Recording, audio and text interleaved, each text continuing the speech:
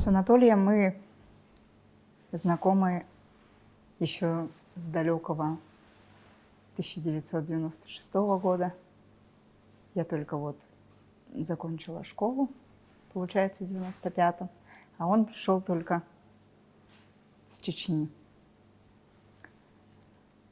Вот, познакомились, общих друзей, вот, дружили долгое время. Потом он исчез на очень долгое время, практически на 13 лет. Ну, за это время я отучилась, даже родила дочку. Через 13 лет он появился снова. Ну, с тех пор мы больше никогда не расставались с ним. В 2009 году мы решили пожениться с ним уже окончательно. Тогда я уже была беременна сыном. Жили мы в съемных квартирах. Как говорится, наша жизнь начиналась с нуля, с самого низа. Мы были счастливы.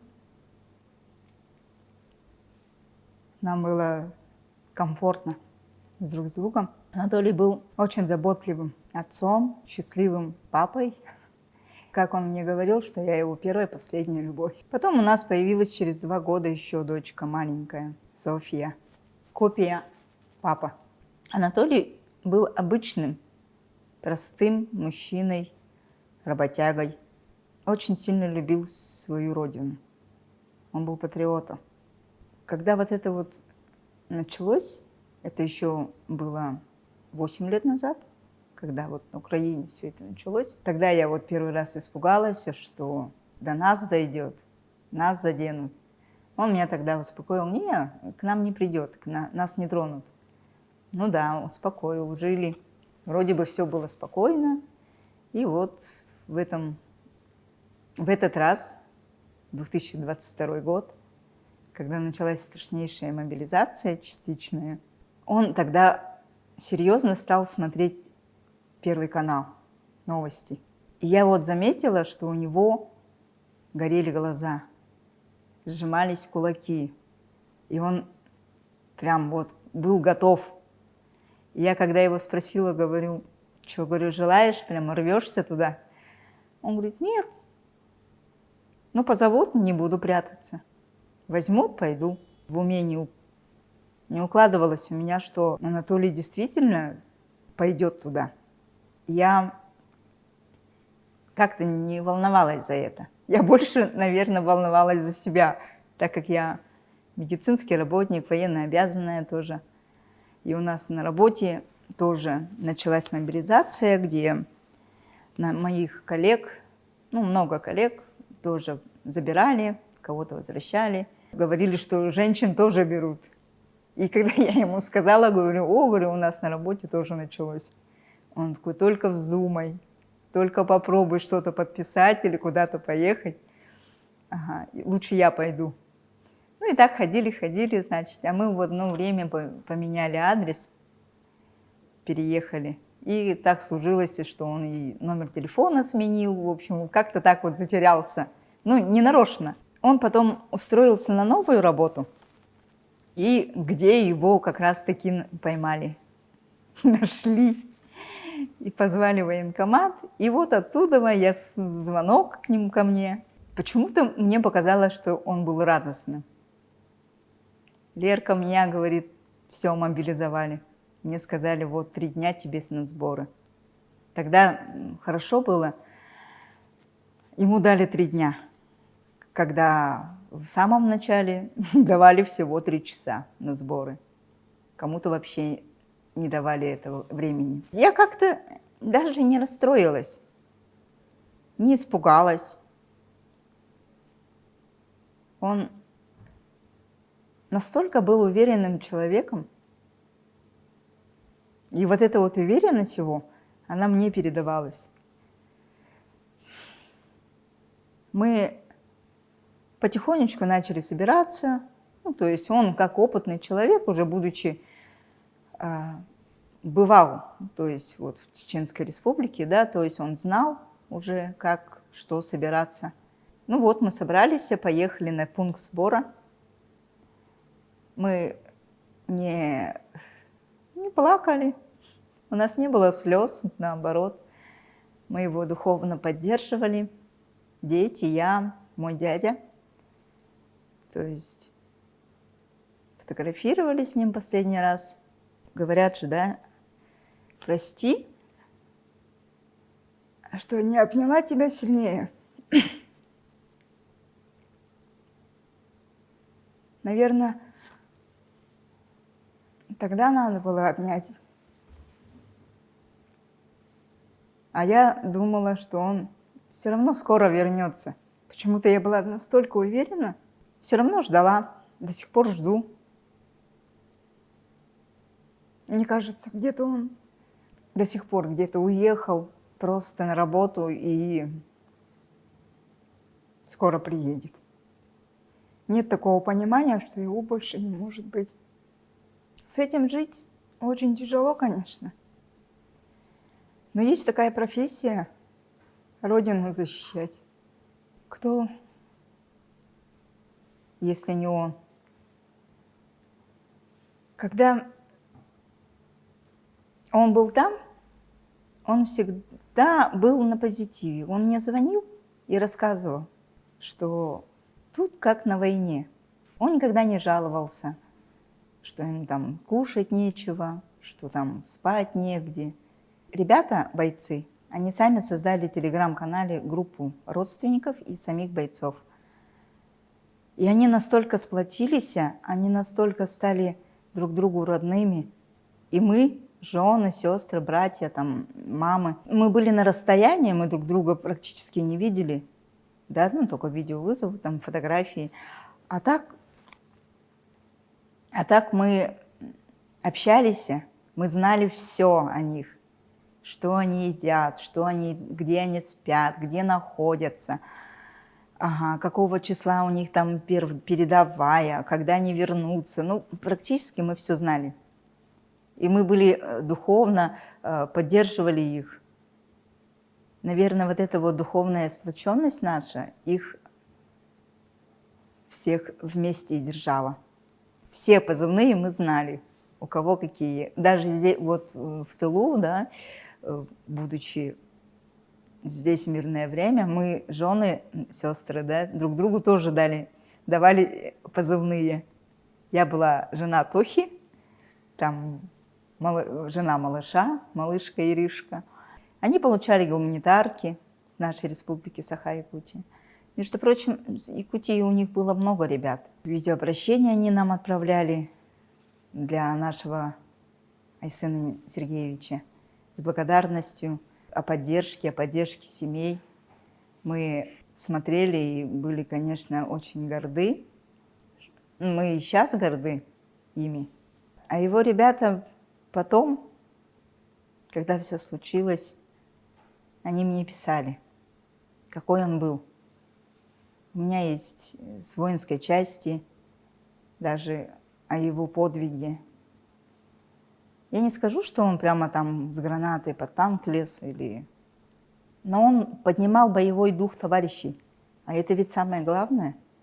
Не дать упасть боевому духу во время операции, да? И его командир части на тот момент был ранен, и летом, когда у меня был отпуск, я съездила в Питер и навестила нашего командира, его командира. Мы с ним поговорили, он мне все рассказал. Он говорит, Тоха был очень крутым. Он умел все, знал многое и делился с этим вот с молодыми бойцами, да? Учил и был бесстрашным. И мне это очень даже отрадно, очень гордо. В первую очередь, конечно, гордится сын, что его отец не был трусом, как в то время вот на последнем бою. К сожалению, у нас, наверное, человеческий фактор сыграл тогда. Было много бежавших. Как говорится, Бог судья им. Ну ничего. Наш папа был очень коммуникабельный, очень красиво рисовал, вырезал по дереву. делал ножи якутские. Но он не делал на продажу, он делал для себя. У него был каллиграфический почерк такой, очень красивый. Анатолий работал в Пригубинском округе, в ЖКХ.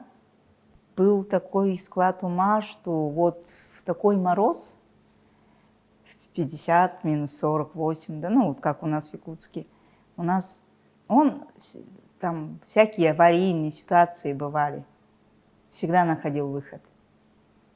Он никогда не бросал дело, не докончив.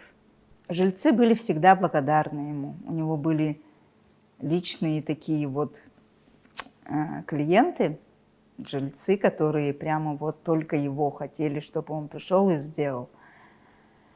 Был сантехником хорошим, был сварщиком от Бога. Даже мои коллеги, девочки, многие обращались к нему и до сих пор вспоминают, что вот Анатолий приходил, вот сделал ванну, там положил плитку, в общем, добрым словом, конечно, потому что он действительно был очень добрый. Для него работа, для него семья была на первом месте. Он всегда очень любил семью, ну, то есть детей. Но я была уверена, что и меня тоже. Мне многие так говорят. Но я знаю, что он все равно где-то рядом. Знаю, что охраняет, оберегает нас. Наверное, в суете вот этих вот дел, в работе, мы мало друг другу говорили, как мы нужны друг другу, как мы необходимы друг другу, как мы любим друг друга. Да, несомненно, я бы сказала, как я его очень люблю, как мне не хватает его. Не просто как мужчину, да, а как человека. Потому что он всегда поддерживал меня во всем. Все мои решения, как говорится, муж глава, а жена шея, да, куда верчу. Вот, но он всегда поддерживал все мои, допустим, идеи, там, задумки. Всегда поддерживал, когда я начинала участвовать в том или ином мероприятии. Никогда не ругался так вот, чтобы зачем тебе это надо, там, больше всех надо. Нет, он никогда. Он говорил, иди делай, если ты хочешь. Если тебе нравится, иди делай. Если я его попрошу там нарисовать, например, картину, да, спокойно возьмет и нарисует. На День медика, например, мы вот когда коллегами много раз участвуем везде, к кому я могу обратиться? Только к нему. Он очень красиво рисовал по дереву, то есть вырезал и потом разрисовывал. Очень много работ таких. До сих пор, конечно, мои коллеги тоже с теплотой вспоминают, и его работа у меня на работе до сих пор есть. Наверное, не один раз мы еще воспользуемся ими. Дайте какой-нибудь совет семьям, которые только начинают свой путь. Молодым нужно обязательно друг другу внимание, прислушиваться. Не просто слушать друг друга, а именно вот прислушиваться, доверять друг другу. Это одно из самых нужных. Без доверия в семье, наверное, не будет счастья или взаимопонимания. Мы с Анатолием друг другу очень доверяли. Ну, естественно, любовь, терпение друг к другу. Много бывало, конечно, в семье. Всякое. Но я не помню, чтобы у нас были крупные ссоры. Мы никогда не ссорились. Из-за денег. Мы как-то легко относились к деньгам всегда. Он никогда не был скупым. У него будет последнее, вот будет 500 рублей последних, он отдаст. И никогда не спросит, зачем. И даже когда он ходил на заявки, на платные заявки, иногда приходил и говорил: мам, я не взял сегодня денег с нее. Ну как, там же стоит беременная, а вокруг нее еще дети бегают. Как я с нее возьму денег? Я говорю: да ладно, в принципе, деньги это не главное. Главное, в нашем понимании с ним, это любовь и доверие, уважение друг к другу. Так и прожили с ним. Недолгих, но 14 лет. 19 июня в 2009 году мы поженились. И 19 июня 23 он погиб. В тот день я сделала ролик, и наш свадебный. Ждала, когда он мне позвонит, чтобы спросить, куда передать, куда отправить видео, чтобы он посмотрел. Я пришла с работы, и в той самой группе нашей Telegram просили родственников Тохи перезвонить по номеру телефона. Я думала, я так как-то в душе обрадовалась, что, возможно, он, может, какое-то послание отправил через кого-то. Может, нету связи, может, нет возможности. И я перезвонила. Он погиб как герой. Мы всегда будем его помнить.